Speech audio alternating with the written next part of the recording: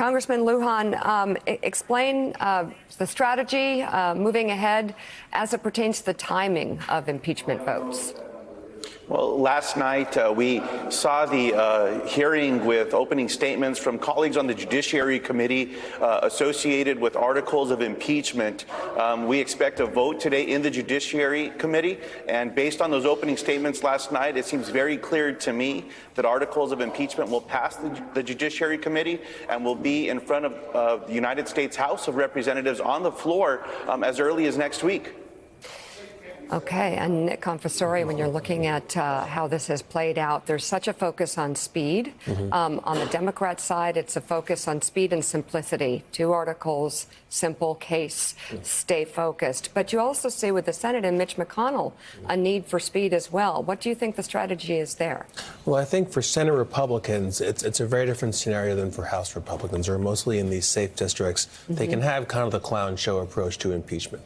For the Senate, it's important to actually show that they're taking these things seriously on some level, but that, in their opinion, it's not impeachable. So I think they have to figure out a way to thread that needle. They can't give the president the full defense that he wants, that it was all perfect, he did nothing wrong. There has to be a nod to some of those voters for some of those senators. But, Congressman, I just have a question for you. So at some point in the past, people in your party had said that impeachment as a partisan exercise, a party line impeachment, would not be effective. Speaker Pelosi made comments to that effect.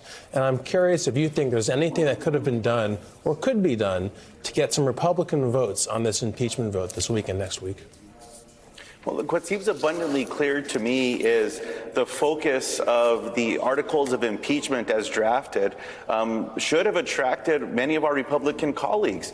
If our Republican colleagues are going to take their constitutional obligation and responsibility and oath to office seriously, none of them can agree with the president's behavior. And I think that's why we're seeing so many of our Republican colleagues want to debate about process and not defend this president's actions and not have a conversation about substance. It's abundantly clear. The president of the United States has abused power. He obstructed Congress. He invited a foreign country to get involved in our elections in the United States of America. And President Trump put himself, his own personal political interests, ahead of our national security. It's absolutely wrong. And that's exactly why Democrats in the Congress are moving forward with holding this president accountable. And has been made abundantly clear, no one is above the law, including the President of the United States. Hey, Congressman, it's Willie Geist. Good to see you this morning. There, as you know, are moderates in your own caucus, Democrats, who have now some pause about how they will vote if this does, in fact, go to a full House vote on the question of impeachment. People in swing districts, people in Trump districts who won narrowly, have sort of waited out and seen how the polling was going to go, maybe hope that this would be overwhelmingly supportive of impeachment across the country. Hasn't quite gone that way. It's still kind of a 50-50 proposition here. What would you say to those moderates who are debating whether or not to take what could be a tough and perhaps fatal politically vote for them for impeachment? Well, to every one of my colleagues, Democrats and Republicans, that are still looking at all of the facts associated with this case, I'd invite them to take a close look at the articles, the focus of the articles of impeachment as drafted, how concise they are, the actions of this president, which are not defensible. There is a huge concern across America with this president's actions, and I certainly hope that as we move forward to next week, that each and every one of our colleagues takes this weekend, visits with their constituents, make sure that they're evaluating this case. And again, I've come to the conclusion that this president has committed impeachable offenses. The facts are clear. The facts are not on the side of the president. And it's my belief that Democrats and Republicans will come together next week. And I'm confident that these articles of impeachment will pass on the House floor. Jonathan Lemire. Congressman, 2 questions for you. First, following up on Willie's point about moderates and some reluctance there, has there been any discussion about a censure vote rather than impeachment? And is that, and as part of that, are House leadership whipping votes? Are you counting right now votes for impeachment? And then secondly, you also have to fund the government. Can you give us an update on where that stands? Is the government still going to be open as we head into the holidays? So on the first question, there is no whipping that is taking place. Each member will vote their conscience, and that's where we are associated with the articles of impeachment. That is the vote that I expect on the House floor surrounding the president's behavior and his violation to the oath of office. Number two, Democrats are working steadily to ensure that the government stays open.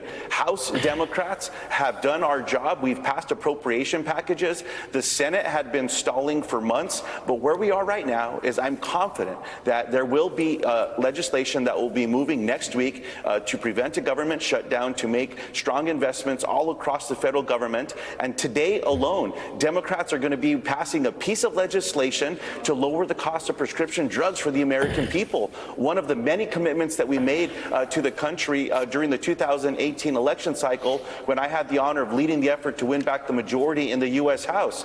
And in doing so, we're going to expand dental care, vision care, and hearing care to Medicare beneficiaries. This is a strong day. Democrats are taking all of our responsibilities seriously, including passing legislation that will make a positive difference in the lives of the American people. But here's the problem.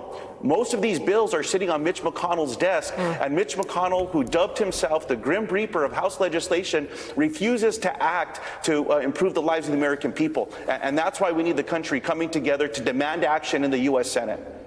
All right, Yamiche. Good morning, Congressman. My question is, I've been talking to some sources, Democratic sources, who say that there was a spirited discussion on whether or not to include any sort of article of impeachment related to Mueller. Some lawmakers didn't want to relitigate it. Some felt as though it was really giving President Trump a pass. Can you give me any background on, one, where you stood on whether or not there should be Mueller-related articles, and two, how the caucus came to decide that this was the best way to move forward with these two articles? What's been clear throughout the investigation process is a pattern of abusive action by the President of the United States that violates his oath of office. We've seen obstruction every step of the way. But what became abundantly clear when the whistleblower came forward and President Trump himself revealed those call notes, and again, they should not be referred to as a transcript. At the bottom of that first page, it says abundantly clear, this is not a transcript, these are call notes. But what was made clear in those call notes is President Trump himself was asking for a favor of the president of Ukraine, and President Trump himself was holding back military funding. Ukraine, again, who was defending themselves against Russia, Russia, who is an adversary of the United States of America.